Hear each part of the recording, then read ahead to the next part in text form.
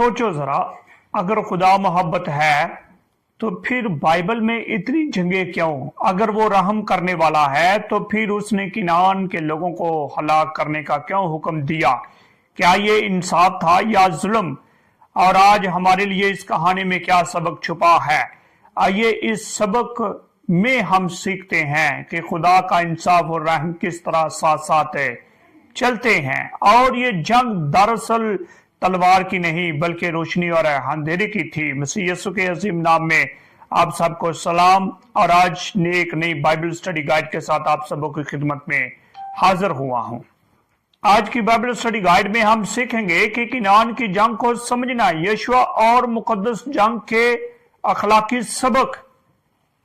कलाम मुकद्दस में जब हम इस्तिशना की किताब नावे बाब की 30वीं आयत में पढ़ते हैं तो वहां पर कुछ बड़ी अहम बात लिखी है।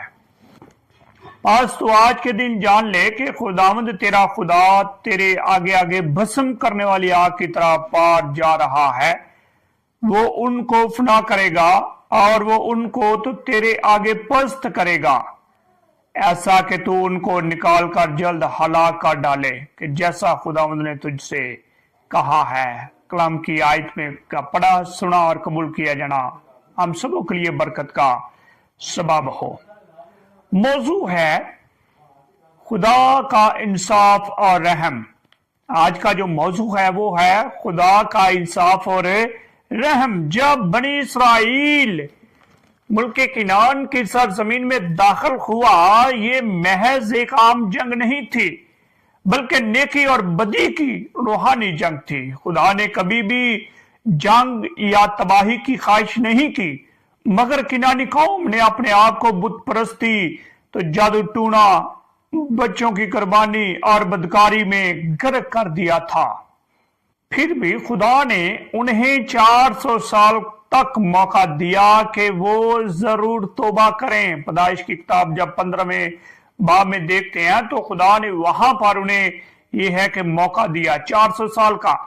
उसका सब्र उसके रहम को जाहिर करता है और उसका फैसला उसके इंसाफ को जाहिर करता है। खुदा ने ये जंग क्यों होने दी? ये जुल्म नहीं बल्कि इस्लाह थी। ये सियासत नहीं बल्कि पाकीज़गी का मंसूबा था।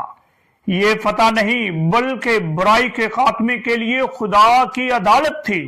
खुदा चाहता था कि बनी इस्राइल एक पाक कौम बने जो सारी दुनिया के लिए नेकी और रास्तबाजी की मिसाल हो, ताकि जिस तरह मत्ती की अंजील उसके 5वें बाब की 16वीं आयत में लिखा है, ताकि तुम्हारी रोशनी लोगों के सामने चमके और वो तुम्हारे नेक काम देखकर तुम्हारे आसमानी बाप की तमजीद करें। आमीन। मकसद ये था कि तुम्हारी रोशनी लोगों तक पहुंचे, लोगों तक जाए। जंग के बारे में बाबली असूल क्या थे?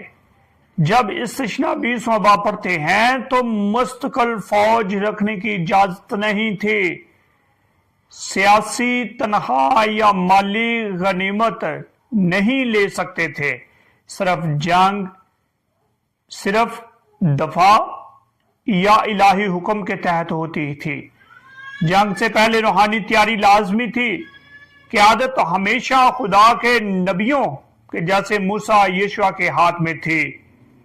तो तवारीख की किताब में लिखा है, लड़ाई तुम्हारी नहीं बल्कि खुदा की है। हालेलुया। जब यरू की दीवारें गिर गईं तो खुदा ने राहब और उसके खानदान को बचा लिया। ये इस बात का सबूत था कि जो कोई ईमान लाए वो बच सकता है। खुदा की निगाह में इसराइल या किनानियों का फर्क नहीं था। फर्क सिर्फ अतायत या नाफरमानी का था। अमली सबक आज हमारी जंग। आज हम तलवार से नहीं बल्कि ईमान, दुआ और नेकी से लड़ते हैं। ये जंग दिल की है, रोशनी और अंधेरे के दरमियान। यीशु मसीह अमन का शहजादा है।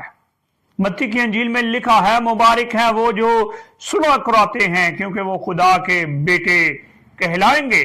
हम बुराई को बुराई से नहीं बल्कि नेकी से जीतते हैं। रोमियो के खत में लिखा है कि बुराई से मगलूब ना हो बल्कि नेकी से बुराई पर गालिबा। जी, तो सोचने के लिए चंद एक सवालात हैं।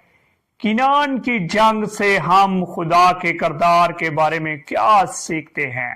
पहला सवाल।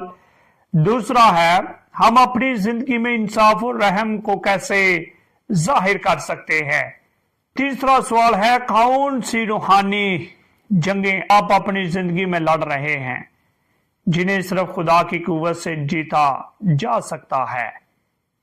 आए मेरे साथ खुदा के हाथ झुके और आज की इस बाइबल स्टडी गाइड के लिए खुदा के हाथ झुकेंगे और दुआ करेंगे। सो मेरे साथ झुके और दुआ करें। ऐ खुदावन, तू मेरी मदद कर कि मैं लोगों के खिलाफ नहीं बल्कि गुनाह के खिलाफ लड़ूं। मेरे दिल में तो तेरी मोहब्बत और सच्चाई को कायम कर। मुझे हौसला दे कि मैं हर दिन नेकी के जरिए बुराई पर गालिब आ सकूं। यीशु के नाम में आमीन। जी, तो यकीनन मेरे अजीजों, आपको आज की बाइबल स्टडी गाइड अच्छी लगी है तो आपने बरकत भी पाई है कि हमारी जंग रूहानी है। हमने दुआ, कलाम और बाइबल स्टडी गाइड के जरिए इस पर गालिब आना है। कमेंट में जरूर बताएं। अगर कोई किसी का सवाल हो तो जरूर पूछे। कोशिश करूंगा आपके सवाल का जवाब दे सकूं। खुदा मेरे और आपके साथ हो। मिलते हैं एक नई बाइबल स्टडी गाइड में।